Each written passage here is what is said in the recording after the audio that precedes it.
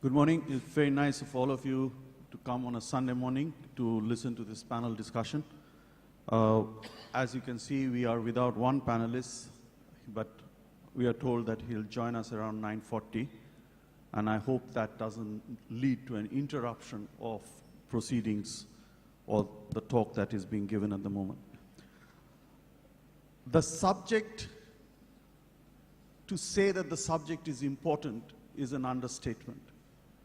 It's absolutely critical if India has to get anywhere in the 21st century. As one famous Indian, and not from IIT, said, Indians tend to be argumentative. But there is one issue on which there can be no argument.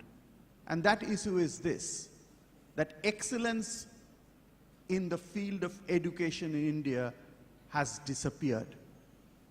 We might have one or two people who excel, but generally, if you take the average, cut across the board, there is no thrust towards education, excellence in any educational institution.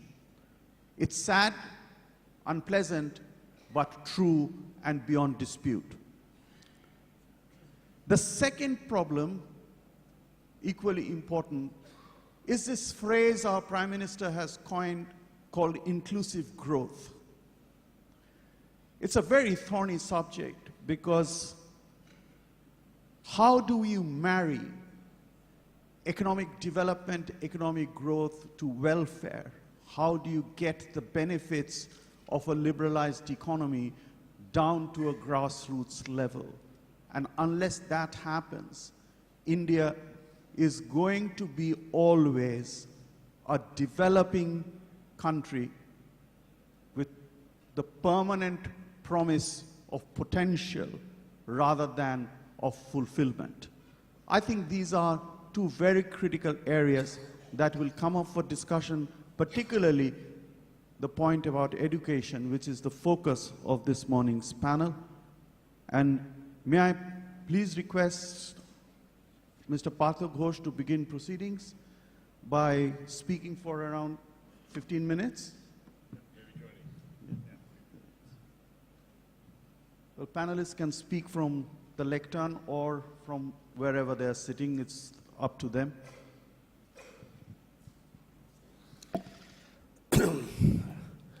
Good morning to all of you. As you know, for the past 2 days, we have touched on several important subjects. On the first day, we talked about brand building. Then we talked about innovation and technology. Then we talked about centers of excellence. Then we talked about poverty. And then we talked about clean politics. Now, as you would really go to the depths of these 5 terms, whether we are talking about clean politics, centers of excellence, innovation, or poverty reduction, at the heart, at the core, is the spirit which PANIIT has laid out, is how do we excel, sustain, and transform. Now, when I first read the first 5-year plan, written by a gentleman from this city, Prashanta Mahalanobis, these terms were also there, that the biggest challenge for India is to remove all of poverty, education, and if you read through the first 5-year, second 5-year to the 11th 5-year plan, as Mr. Banerjee has rightly pointed out, these have been discussed many times, yet we have fallen behind. I would like to see that today, this particular session really makes a resolve and truly be serious, because you have come from various parts of the world to talk about a subject which, as the chairman of the panel has laid out, cannot be more important. Now, the first thing will really depend upon you, that how seriously you connect with what we are discussing. We are not here for fun. We are here to work together to make a difference in our humble ways. We may not have the solutions, but I think the real question I will raise today, do we have the will? Do we have the skill? And do we know how to enjoy the thrill of building a great nation? Now, the central to this question of building nation is obviously the point that we talk about all the time. How do we build human capital? Human capital which can respect each other, human capital which can respect the value of time, human capital which can understand 9 o'clock means 9 o'clock, whether it's Sunday, Saturday, or Friday. I think that is what we are talking about when we talk about excellence. As I mentioned yesterday, we tend to be extremely generous in using the term excellence. We all the time say we will build centers of excellence, we build hubs of excellence, but we do not do the fundamental thing. Excellence at the end of the day means respect. Excellence means doing things on time. And obviously that could be only developed through a solid education system. So the title that I've decided to choose and speak on is how can India reclaim higher level purpose through overhauling our education system. This country, if you go back 5,000 years of history, it has been about higher level purpose. That's where the Vedic philosophy started. That's what Nalanda and Taxila is to teach hundreds and thousands of people, not only in India, around the world. But somehow, through the twists and turns of history, we have lost that, and we enter the second S-curve of education, thanks to the British system, which led to some centers of excellence indeed. I'm very proud to be in a city with you. Calcutta itself, the Presidency College has seen people like Amartya Sen, C.V. Raman, Satyendranath Bose. The boson particle has become the God particle, the most fundamental particle, and then of course Jagadish Chandra Bose and many, many others. There at least we got the exposure to what I would call certain kind of discipline and logic of thinking, which led to some excellent work done by people of this city and other cities where the British education system developed. But it was imposed to manage this country from London. When we took over the education system after independence, it remained an extension of the same system. And it was created, as we discussed the other day on the first day, by the dreams of Jawaharlal Nehru, Bidhan Chandra Ray, and Gyan Ghosh, and we created the IIT system. The big question I have for you, has the IIT system really worked? Really worked? Have we been able to create people like what Presidency College of this city created in the last 60 years? Now, I know many of you are extremely successful, but there are two kinds of success. One is individual success. The other one is the success that we could achieve by serving a greater purpose. I think we have assembled here to reclaim that greater purpose, and we can only do that when the education system is truly at work, for not only for the individuals who are receiving the education, but the individuals who are also outside of the education system because they cannot touch it. Now, based on that, I would like to give you a little bit of a global picture, and in this point, I'd like to recognize one individual who has been tirelessly sharing with you a document, Transforming India. Kishan, are you here? Yeah, Kishan is here. Kishan Khanda, a great friend, and I think I'd like to give a clap for his great performance, because he has laid out, Kishan has laid out from 1992 the facts right in front of you, right in front of you. Yesterday when I spoke, I mentioned when I was a second-year student in 1967 at IIT Kharagpur. At that time, India was $5 per capita ahead of China. We were $245 per capita. China was $240 per capita. Today, China is about $5,250 per capita, where we are at about $1,500 per capita. China has a positive trade balance of $220 billion. We have a negative trade balance of close to $100 billion. Actually, it's $80 billion. Their foreign exchange reserve is $1.2 trillion. Ours is about $280 billion. Now, these are the outcomes which measures the contribution of the human capital. And obviously, as you could see, the stature this country enjoyed globally in the 1950s and the stature it enjoys today, when you look through the numbers alone, I think we have not done that well. We all recognize that. We tend to applaud each other too generously, but I think it's time that we come together to take a hard look at what are the problems which are drawing us back. So given that background, I would like to talk another 5 minutes or so what I will call Indian Education 3.0. Now, why I use the word 3.0, the first S-curve was the Nalanda 1.0. The British system was the 2.0 and the extension, which we continued for the last 60 years. And the 3.0, an education system which is truly homegrown. If you look at the success of Japan, China, Germany, Italy, United States, they all developed their education system based on what was considered the problem at that point in that particular country. MIT, when it started, Princeton, when it started, they did not go to Oxford and Cambridge for tie-ups. We use the word tie-up very easily. Even yesterday we were saying, well, we are tying up with Oxford, we are tying up with MIT, but that's not education systems all about.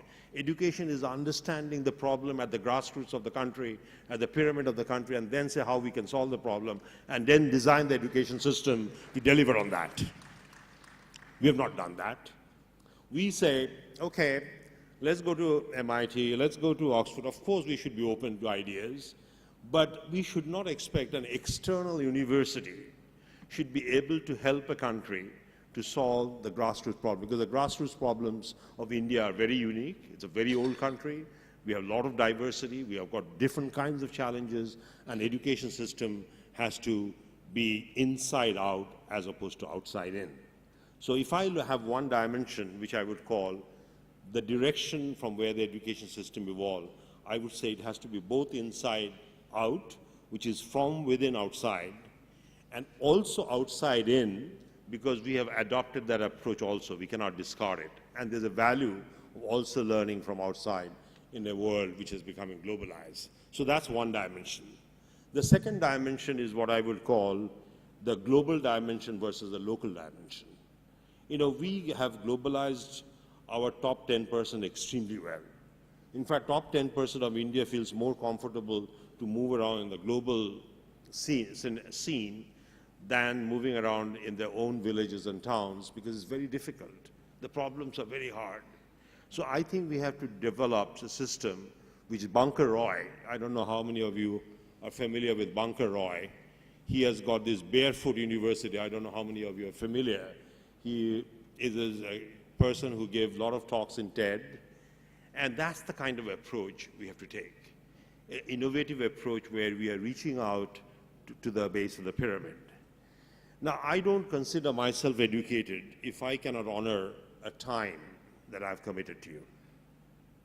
I do not consider myself educated if I cannot display a discipline in interfacing with you. I cannot consider myself educated if I cannot talk to you with full honesty. I don't consider myself educated if I cannot solve the simplest problems that we see in the roads and say, well, this is not my problem. And I think this is a common problem for the top 10 to 15% of India, that we are not honoring ourselves, we are not trusting each other. We buy, as Yogi was talking on the first day, we buy products when they have foreign brands. We don't trust each other. We feel good if we say this university is tied up with MIT, oh, that it must be good. I think we should learn how to appreciate each other based on who we are, and that's the most fundamental requirement of education. And it is sad that in this city, Satyajit Ray, when he came up with his famous Opus Chongshar, apparently I was told, I was not born that time, or I was very, very young, that the cinema houses were empty. But as soon as he got a prize in Paris, Then he became a great person. And so was, by the way, I heard about Rabindranath Tagore. Why is that we do not know how to appreciate using our own criteria, own confidence that whether this person is good or not? Why do someone else have to endorse you? And that is the biggest strength of the United States. So when MIT, Princeton, Yale, Harvard were founded, they were founded on the basis of the vision, of the commitment, and the passion of the individuals who wanted to solve a specific problem in that locale where he belonged. So Massachusetts, Rogers Burton noticed that the need for engineering talent, he did not go to Cambridge, he did not go to Germany. He said, I have to set up a university which is going to solve the problems of Massachusetts. And in the problem, MIT became the benchmark. So did Princeton, and as you know, there are hundreds of such universities in the United States. When shall we cultivate that confidence? That is called education. Now, the first point I would like to make, it is nothing to do with higher education. These fundamentals are formed in an individual in the first 6 years of his or her life. I recently read a research in preparing for this talk that when does the brain develop, when does the attitudes develop? It is in the first 6 years. And if you look at any forum where we are discussing education, we only end up discussing about IITs and the higher education. We have to start discussing about the primary education where the 90% of the human mind, the human brain, and the attitudes are shaped. And since we have neglected that, even being at IIT, we do not know how to honor time, we do not know how to honor each other, we do not know how to respect each other. So that leads to my final point, where I will suggest, because when the chairman of PANIIT Calcutta and the organizer, both Shandipan and Anuruddha, asked me to talk about this session, I said, look, I have to share with them something transformational. And I have a 5-point agenda for your consideration for India's education system in the future. Firstly, I'd like to volunteer myself, and I'd like you to join, that we should develop a strategic perspective of what India's education should be. We're talking about dreams and passion of 1.2 billion people. Very diverse, very different faiths, very different food habits, very different cultures. We should have a strategic approach that how do we take these 1.2 billion people forward. So that's the first thing we have to do, and I have not seen that strategic paper, and I think it's high time that we develop that. And I, on behalf of PANIIT, I would like to offer that we, few of us, work on it and give it as a gift to the Prime Minister and make sure that gets implemented. The second thing which Amartya Sen has started, but I think we should all join in, the recreation of the Nalanda University. I think the question that we have to ask, as we take Nalanda University forward, how could we on one side retain the heritage and the values of the Vedic philosophy, which the Western world has started talking about, and yet modernize to develop a new relationship between man and nature. If you look at any discussion today, whether it's global warming, whether we are talking about energy, whether we are talking about mineral resources, we are talking about moving from a world which is to be a linear model. We extract things from the ground, we process, we throw the garbage into the ground, to a circular model, which could be a new model of economic development, which again India could give birth to, and our education system should focus on. And that's what Vedic philosophy is to talk about. The Vedic philosophy, if you read very carefully, there are 3 fundamental messages. Know thyself, harmony with nature, and serve others as if they are God you see in them. Now, just think about if these 3 elements are truly drilled into each and every child, in each of us, in every stages of our development, India would be a fantastic country. And I like the term Mamata Banerjee had to use the other day, a smiling country, a happy country, where we know how to talk to each other with a smile, not with anger, not with egos, but with complete embracement of each other's thoughts. The third idea that I have is to introduce 3-shift education system. You know, we often see that we do not have resources or facilities, but why should a good building lie idle 20 hours a day. Why can't we use, whether it's at Kharagpur IIT, whether it's a school here in Calcutta, use it from 6 o'clock in the morning till 10 o'clock in the night? If education is our challenge, if our literacy level is only 50%, functional literacy, as Kishan would say, is only 35%, we have to use all the facilities that we have in a significantly intelligent fashion. And we have the facilities, even the corporate boardrooms could be utilized on Saturdays and Sundays for education of all kinds. So I think that is the third suggestion I've had. The fourth suggestion I have is about IITs and how the IITs should link with the base of the pyramid. I think it should be part of the curriculum. One semester, every student has to go to some village and develop a project, implement the project, and come back, and on that basis should be graded. Do you see the power of that? And that's pretty simple to implement. It is very, very simple to implement. That, there'll always be run out of time. See, that's the problem. But I would not today leave you alone, because this is the last chance. You know, we are here to serve the people of this country. We are not here for fun or just make few lectures and run away from the auditorium. So I'll make the last point, though, because after all, we have to respect the principle. At all levels, which Vivekananda is to talk about, we have to ensure the education has the three vectors. It is not only the education of the mind and the brain, that's the intellectual education, spiritual education, where we are focused, we know how to attend to each other, and most importantly, the physical education. If we do not know how to stand straight, if we do not know how to run, how shall we stand up in the Olympics? You know, it's sad that we pick up 1 or 2 medals in the Olympic in a country of 1.2 billion people, and we do not enjoy when the people stand up in the stand and there were tears drop and the flag, the national anthem is still being played. On the other side, we are proud that India is one of the best national anthems, but we do not create opportunities for national anthem to be played in global stages. That's important. So physical education, spiritual education, and intellectual education we talk about. So there's a lot of work to be done as far as education is concerned. I'll end by, again from Tagore, what he had to say about education, and that's what I think I'm talking about this morning. What he said, where words come out from the depth of truth, from the depth of truth, and that's what I'm trying. I'm basically trying to follow the advice of Rabindranath Tagore, where the clear stream of reason has not lost its way into the dreary desert sand of dead habit, where tireless striving stretches his arm towards perfection. When we follow these three, excellence becomes natural. We don't have to talk about it. We don't have to talk about showcase. Look at the titles we have chosen. Showcasing states. You put things in the case when it becomes worthy of a show. Then you cover it up in a case.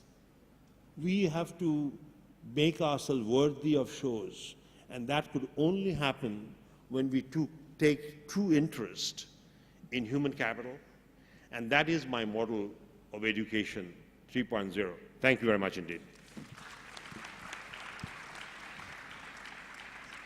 Thank you, Partha Ghosh, for not only a critique of the existing situation, but also for blueprint, which seems eminently feasible if one puts one's mind to it, and also for the emphasis on primary education, which is the key sector, unfortunately neglected in our country.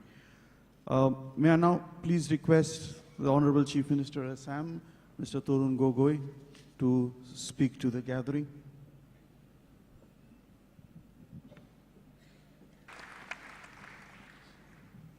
Sri Chandrip Chakraborty, Chairman PANIIT, Sri Rudasan Mukherjee, Mrs. Danielle Bellers, Mr. B. Mathuranam, and Sri Partha Ghosh, distinguished delegates. I'm really very happy to associate myself with this international conference, particularly a very intellectual city like Calcutta, no doubt about it. And I've been asked to speak about education. I don't know whether I'm an appropriate person or not, as I am not an educated man, I am a politician, frankly speaking. So, but my job is to how to solve my problem of unemployment, my problem of poverty, my problem of roads, my problem of floods, my problem of erosion also, deforestations. The problem we day to day we have been facing, that's the problem how to solve it. And it is a job of the people who are, we consider to be educated, and only through education all the problem can be solved also. But what type of education we need, that is another question also. The education that we have been receiving now, or it has been throughout the world everywhere, whether it has been able to solve the problem or not. It's a fact that some of the problem has been solved, and at the same time it has cropped up many other problems also. Problem of environmental, I have seen in my own state also, due to deforestations, because of the industrialization also. I have got a Brahmaputra, as you know, one of the biggest rivers in the world also. And it has a lot of potential, the waterways, but at the same time it has been causing a lot of damages, hardship to our millions of people every year and every day, leading to the erosion also, and the result of which the land area has been eroded, and lakhs of people today on the roads also. They have become homeless, pauperless, they lost their paddy fields, they lost their everything also. So these are the basic problems we have been facing also. Problem of insurgency I have been facing. Ethnic clashes we have been facing. So why this problem has been? And how to solve this problem? And that is a basic problem that we have been posing, and I feel the education is the only way through which we can solve all the problems. So Partha Ghose says rightly, it has to be relevant to our own areas also. It can't be the uniformity also. Basic principle may be uniformity, but it must be varies from areas to areas also. As India is a country, a lot of diversity. Forget about it as in India, even my own state. There are so many tribal people are there, they speak their own different dialects, some speak their own language, their dresses are different, their food habits are different, the culture is also different. So how to integrate or how to, you see, promote all those? So there is a basic problem, no doubt about it. So definitely, there is a time we have to go in a very big way to adopt the system so that it can lead to a solution of my problem. This is as I feel also. And in spite of Assam also, or the country having a natural resources, we have not been able to take full advantage of it. Today, in a country also, we are producing the fruits, the vegetables, go on west also. And there are people even who have not been able to meet the 2 square meal also. Sometimes we're wasting our foodstuff also, whether wheat, for the rice also. So these are the problems we have been facing also. But this can be solved by using the latest technology also. And at the same time, how to utilize our human resources. This is the basic problem that we have been facing also. Now, of course, we have been now talking about, the Government of India has been talking about the skill development, vocational training, technical training. It's a fact we have neglected all those. We have neglected that skill development, no doubt about it. We have been providing the general education type of it, which is also necessary. We don't say that we don't need the humanity or history or culture. But at the same time, our education must be such which will solve the not only problem, so that they can reduce our hardships, so that we can lead a better life, so that we can provide the bare necessities of the human being. in spite of the country has been making no doubt about it. It is also true because of the education, whatever the education, it may have both advantage also, not that I don't say whatever the education we have been providing or it is prevalent now, it has no value, I don't believe it. It has helped us. It has helped us to emerge as a big economic power, no doubt about it. But still there are a large number of people, millions of people who they don't have a 2 square mil. We have not been able to provide the housing facilities, the clean drinking water, sanitation also. So malnutrition is also very high. India's malnutrition is higher even than Bangladesh, even Sri Lanka also. Infant mortality is also high, though we have got the best of education institute also. If you see the compare to the other Sri Lanka and Bangladesh, many other countries, we have got the best of education. Even if you compare to the recently I was there, Vietnam and other countries, we have got a better institute. We have been able to solve, but still, compared to if you see the malnutrition or the infant mortality or maternal mortality, we compare, we see, still we are very high. So definitely there must be some deficiency, some drawback here and there.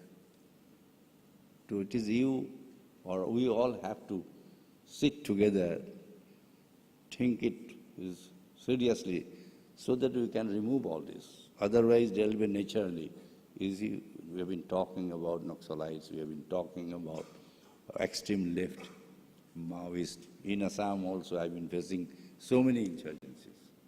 Why these insurgencies are there? Unrest has been there. Because there is some deprivation of some injustice, maybe social, maybe economic, maybe political. Sometimes even culturally also. Some identity, not the problem. But it is a fact also. If you can create more infrastructures, provide better education, better health care, better road